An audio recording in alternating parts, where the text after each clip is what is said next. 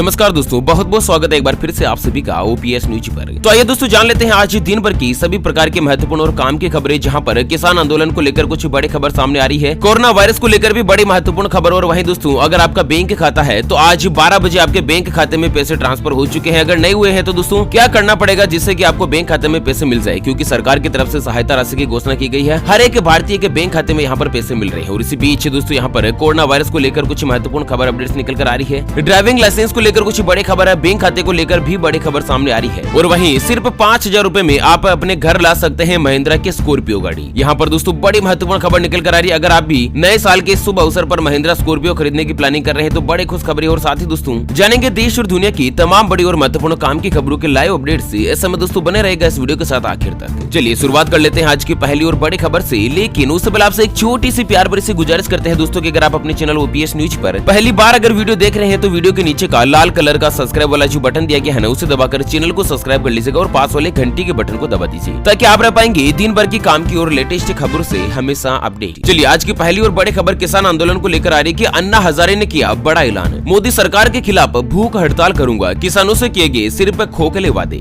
दरअसल अन्ना हजारे ने किसानों के मुद्दे पर अब केंद्र सरकार को प्रदर्शन की चेतावनी दे दी है। अन्ना हजारे ने कहा कि वह भूख हड़ताल करेंगे और साथ ही अन्ना हजारे ने यह भी कहा कि वह जनवरी के अंत तक प्रदर्शन भी करेंगे। मोदी सरकार पर मुझे कोई भी यकीन नहीं है, मोदी सरकार सिर्फ खोखले वादे करती है। महाराष्ट्र के अहमदनगर जिले के रालेगण सिद्दी गांव में अन्ना हजारे ने कहा कि वह किसानों के लिए पिछले 3 साल से प्रदर्शन कर रहे हैं, लेकिन सरकार ने इन मुद्दों के समाधान के लिए कोई भी कदम नहीं उठाया। आपको बता दें अन्ना हजारे 83 साल के हैं और सरकार केवल खोखले वादे करती है उनके मुताबिक, इसलिए उन पर अब कोई भी विश्वास नहीं रहा है। वहीं दोस्तों अन्ना हजारे ने 14 दिसंबर को केंद्रीय कृषि मंत्री नरेंद्र सिंह जी तोमर को पत्र लिखकर चेतावनी भी दी थी कि एमएस स्वामीनाथन समिति की अनुशंसाओं को लागू करने और कृषि लागत और मूल्य आयोग को स्वायत्ता प्रदान करने उनकी मांगों को स्वीकार नहीं किया गया तो वह भूख हड़ताल करेंगे। ऐसे में देखते हैं कि अन्ना हजारे जो है वो किसानों की जो मांग है ना वो दोस्तों सरकार से मनवा पाते हैं या नहीं। और वहीं अगली खबर आ रही है कि दिल्ली हरियाणा के सिंधु बॉर्डर पर 33वें दिन लगातार जारी है किसान आंदोलन। तो तीनों केंद्रीय कृषि कानून को वापस लेने की मांग को लेकर सिंधु बॉर्डर पर चल रहा किसानों का विरोध प्रदर्शन यहाँ पर आज 33वें दिन भी लगातार जारी है। दरअसल सिंधु के साथ टीकरी, नोएडा और गाजीपुर बॉर्डर पर भी बड़ी संख्या में किसान जमा है और कृषि कानून को वापस लेने की मांग कर रहे हैं। ऐसे में 3 तरफ से घिरी दिल्ली में उत्तर प्रदेश और हरियाणा से आने वाले लोगों को काफी ज्यादा दिक्कत सामने आ रही है। और वहीं अगली बड़ी और महत्वपूर्ण खबर हरियाणा से सामने आ रही है कि किसान आंदोलन में शामिल वकील ने कर ली आत्महत्या। सुसाइड नोट में लिख ली कुछ महत्वपूर्ण बात। तो दरअसल कृषि बिल के खिलाफ किसानों के आंदोलन का 33वां दिन है और किसानों ने बातचीत फिर से शुरू करने का फैसला लेते हुए सरकार को चिट्ठी लिखी है। आपको बता दें इसी बीच यहाँ पर सुबह जो है हरियाणा के बहादुरगढ़ में आंदोलनकारी किसानों के समर्थन में पंजाब के एक वकील ने जहरीला पदार्थ निगल लिया। पीजीआई रोहतक में इलाज के दौरान उनकी मौत हो गई है और मृतक वकील के पास से सुसाइड नोट के तौर पर प्रधानमंत्री मोदी जी को लिखा एक पत्र बरामद हुआ है। इसमें उन्होंने तीनों कृषि कानून को किसान विरोधी बताया है और कहा है कि किसान, मजदूर और आम आदमी की रोटी मत छीनेगा। और वहीं अमरजीत जो वकील साहब है वो पिछले 15 दिनों से बहादुरगढ़ की पकौड़ा चौक के पास किसान आंदोलन में शामिल थे। रविवार सुबह एक किसान ने परिजनों को फोन करके सूचित किया कि अमरजीत ने कोई भी जहरीला पदार्थ खा लिया है, जहाँ से उनको अस्पताल ले जाएगा और उसके बाद उनको मृत घोषित करेगा। चलिए अगली महत्वपूर्ण खबर सामने आ रही है दोस्तों कि किसानों के खाते में आज दोपहर 12 बजे जमा होंगे 2000 रुपए। जानते हैं प्रधानमंत्री मोदी जी ने क्या कुछ कहा है। तो दोस्तों प्रधानमंत्री मोदी जी जो है ना अभी 1-2 दिन पहले यहाँ पर मन की बात कार्यक्रम के दौरान लाइव आए थे और उसके बाद उन्होंने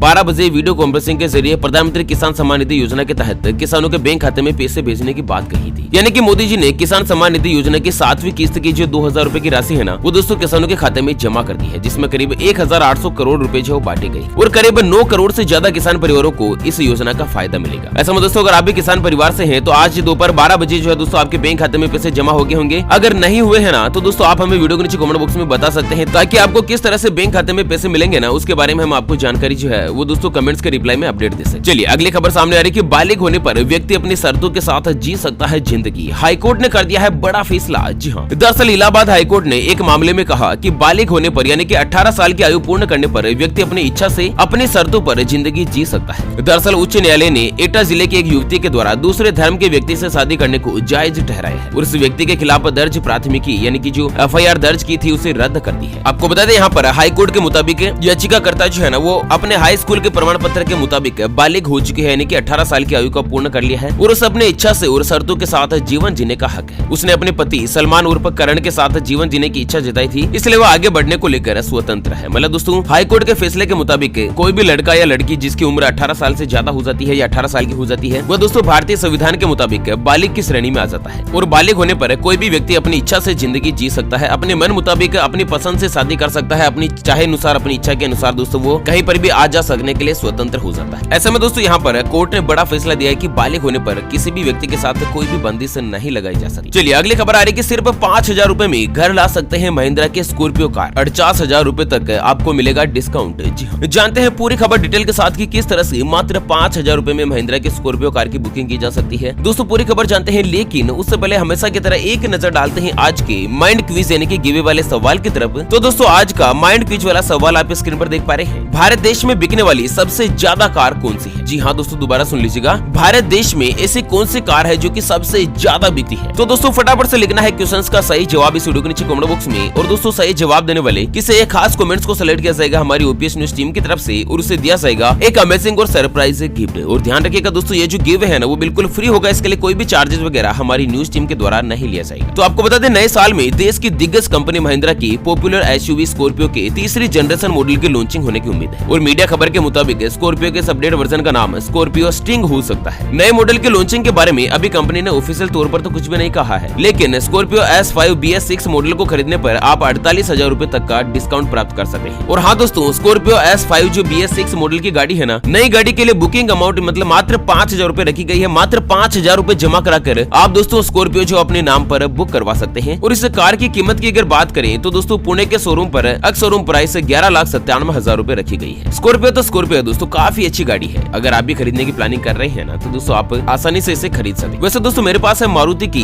स्विफ्ट डिजायर कार और आपके पास कौन सी कार या बाइक है एक बार बताना जरा वीडियो के नीचे कमेंट बॉक्स में। चलिए अगली खबर सामने आ रही है कि अगले 5 सालों में 25 से ज्यादा शहरों में पहुंच जाएगी मेट्रो सेवा, प्रधानमंत्री मोदी जी ने किया है बड़ा ऐलान। तो दरअसल नरेंद्र मोदी जी ने कहा कि 2025 तक देश के 25 से ज्यादा शहरों में मेट्रो रेल सेवा पहुंच जाएगी। उनका कहना है कि वर्तमान समय में 18 शहरों में लोग मेट्रो से सफर कर रहे हैं और अगले 5 सालों में 25 से ज्यादा शहरों को मेट्रो सेवा का लाभ मिल सकेगा। और प्रधानमंत्री मोदी जी के मुताबिक मेक इन इंडिया के बारे में बात करते हुए उन्होंने कहा कि देश की पहली मेट्रो अटल जी के प्रयासों से शुरू हुई थी। जब हमारी सरकार 2014 में बनी थी तब केवल 5 शहरों में ही मेट्रो सेवाएं थी। अभी दोस्तों 18 शहरों में मेट्रो रेल सेवाएं चल रही है और आने वाले साल 2025 तक 25 से ज्यादा शहरों में मेट्रो रेल सेवाएं चलने लग जाएगी। वैसे आपके शहर में मेट्रो रेल सेवा चलती है या नहीं, और हाँ आप कौन से शहर में रहते हैं एक बार बताना जरा कमेंट बॉक्स में। चलिए अगली खबर आ रही है कि भैंस के सड़क पर गोबर करने का मालिक को भुगतना पड़ा खामियाजा, लगा दिया 10,000 रूपए का जुर्माना। जी हाँ दरअसल भैंस ने सड़क पर गोबर किया तो उसका खामियाजा उसके मालिक को भुगतना पड़ा। यहाँ पर नगर निगम के मालिक पर 10,000 रूपए का जुर्माना लगा दिया। आपको बता दें दोस्तों ये जो घटना है वो ग्वालियर के सिरोल रोड स्थित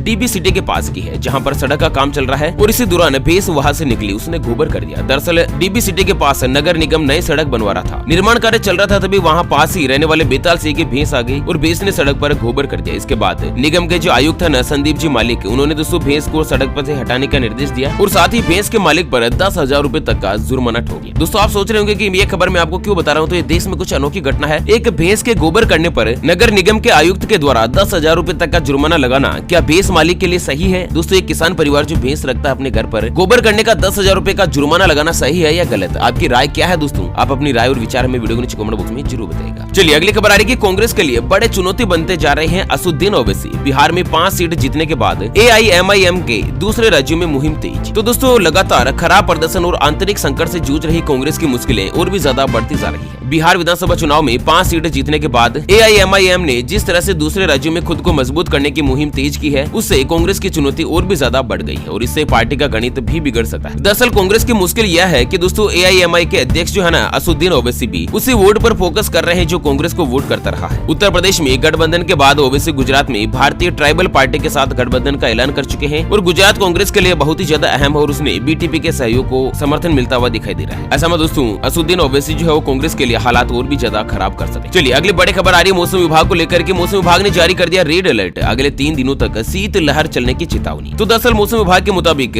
देश के पंजाब, हरियाणा, उत्तर प्रदेश, मध्य प्रदेश, राजस्थान, गुजरात सहित कई राज्यों में अगले 3 दिनों तक भयानक सर्दी की घोषणा कर दी गई है। शीत लहर लगातार चलेगी और साथ ही दोस्तों घना कोहरा भी छाया रह सकता है। इस तरह की कुछ बड़ी चेतावनी निकल कर आ रही है। और वहीं अगली खबर आ रही है कि एक SMS के जरिए आधार कार्ड को बना सकते हैं पहले से ज्यादा सिक्योर। दरअसल आधार कार्ड एक महत्वपूर्ण दस्तावेज होता है और एक unique identification authority of India के द्वारा इसे जारी किया जाता है। दोस्तों आधार कार्ड के द्वारा कोई भी ठगी गलती ना हो इसके लिए यहाँ पर सबसे पहले आप 1947 पर गेट ओटीपी लिखकर SMS भेजना होगा। इसके बाद जो भी ओटीपी आएगा ना, ओटीपी मिलने के बाद कार्ड धारक जो है ना वो लॉक का UID आधार नंबर लिखकर 1947 पर मैसेज भेज सकते हैं। इसके बाद आपका आधार नंबर जो है लॉक हो जाएगा, आपके आधार का कहीं पर भी उपयोग नहीं हो पाएगा। चलिए अगली खबर आ रही है कि मोबाइल एप्लीकेशन बताएगा सोना है कितना शुद्ध, नकली हुआ तो कर सकते हैं शिकायत। तो दोस्तों बाजार में बिक रहे सोने को लेकर और अगर आप सोने की खरीदारी करते हैं ना, तो सबसे बड़ा रिस्क यह रहता है उसकी शुद्धता की गारंटी, क्योंकि जिस कैरेट को शुद्ध सोना बताकर सोना आपको बेचा जा रहा है ना, वो वाकई में उतना शुद्ध है या नहीं, इसे जांचने के लिए अब तक कोई भी मैकेनिज्म नहीं बना है। लेकिन अब सरकार ने खुद एक ऐसे एप्लीकेशन तैयार की है जिसके जरिए आप सोना जो है दोस्तों यहाँ पर शुद्धता की प्रमाण की जांच कर सकते हैं। जी हाँ, दरअसल इस एप्लीकेशन का नाम है BIS केयर ऐप। जी हाँ, सरकार की एप्लीकेशन है BIS केयर और इस एप्लीकेशन के माध्यम से आप सोने की शुद्धता की जानकारी जो प्राप्त कर सके। चलिए अगली खबर आपको बता दें दोस्तों की 83 साल के हुए रतन टाटा, देखते हैं कुछ उनके अनोखी तस्वीरों के बारे में। तो आपको बता दें दोस्तों की मशहूर उद्योगपति रतन टाटा जो है वो 83 यानी कि 83 साल के हो चुके हैं और रतन टाटा की छवि सिर्फ एक कारोबारी की ही नहीं है, वो बहुत ही बड़े दानी भी है और देश के और दुनिया के युवाओं के लिए एक प्रेरणा स्रोत है, मार्गदर्शक है। रतन टाटा की इस उम्र में भी काफी ज्यादा एक्टिव रहते हैं और हाँ दोस्तों, अपने खुद की काबिलियत के दम पर टाटा ग्रुप की कमान जो दोस्तों खुद रतन टाटा ने तैयार करी। चलिए अगली खबर आपको बता दें कि ITR भरने में नहीं होगी मुश्किल, अब SBI के योनो एप्लीकेशन पर चुटकियों में भर सकते हैं रिटर्न। तो दोस्तों SBI की योनो एप्लीकेशन है जहाँ से अगर आपका खाता SBI में है तो आप दोस्तों ITR जो तैयार कर सकते, यानी कि इनकम टैक्स रिटर्न जो है ना वो दोस्तों आप SBI के माध्यम से ही भर सकते। चलिए अगली खबर में जान लेते हैं कोरोना वायरस के कुछ ताजा आंकड़े। तो दोस्तों देश में 24 घंटों में आए 20,000 से ज्यादा नए केस, लेकिन 21,000 व्यक्ति हुए ठीक। अब तक करीब 98 लाख लोग हो चुके हैं रिकवर। तो दोस्तों पिछले 24 घंटों में 20,021 नए मामले सामने आए हैं और 21,131 व्यक्ति कोरोना के चलते ठीक भी हो चुके हैं। मतलब दोस्तों यहाँ पर अब लगातार हालात ऐसे कुछ हो रहे हैं कि देश में कोरोना से रिकवर होने वालों की संख्या नए मामले आने की संख्या से काफी ज्यादा। ओके फ्रेंड्स, इसी के साथ आज की मुख्य समाचार today breaking news headlines news के अपडेट वीडियो को फिलहाल यहीं पर देते ही विराम। फिर मिलेंगे एक और नई और काम की खबर के साथ, तब तक के लिए बने रहेगा आपके अपने चैनल OPS न्यूज पर। Thank you, take care, good bye, जय हिंद, जय भारत।